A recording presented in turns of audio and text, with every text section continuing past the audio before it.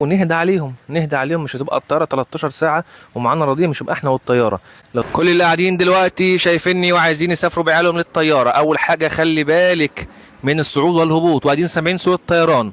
الصعود والهبوط يا جماعه في قناه اسمها قناه ستاكوس، بتبقى بين الودان وبين البلعوم الانفي، دي اللي بتعادل الضغط بين بره وبين جوه. لما بنطلع او ننزل بتلاقي الضغط زاد قوي على الودان، محتاجين نعادل الضغط. بنعمل ايه؟ لو رضيع يرضع طبيعي او صناعي، فوق شويه ممكن ياكل مصاصه 3 4 سنين، اكبر من 5 سنين ممكن ياكل لبانه. خلاص، ده رقم واحد. رقم اتنين، يكون معاكي مسكن، سواء ماده الايه، ماده الباراسيتامول او الايبيبروفين.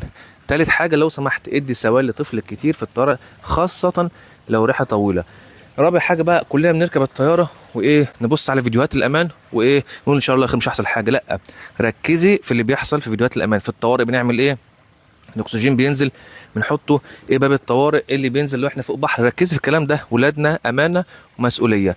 طيب برضو عايز افكرك بالشنطه، يكون فيها البامبرز، يكون فيها الكريم، يكون فيها اللبن. بعض الطيارات ما بتطلعش غير 50 مللي بس سوائل معاك الطياره، قولي لو سمحت انا معايا رضيع، باخد اللبن بتاعه او تاخدي الببرونه بتاعته. اخر حاجه عايز اقولها يا جماعه، وانتوا بتسافروا مع اطفالكم نهدى عليهم، نهدى عليهم. مش هتبقى الطياره 13 ساعه ومعانا رضيع، مش هيبقى احنا والطياره.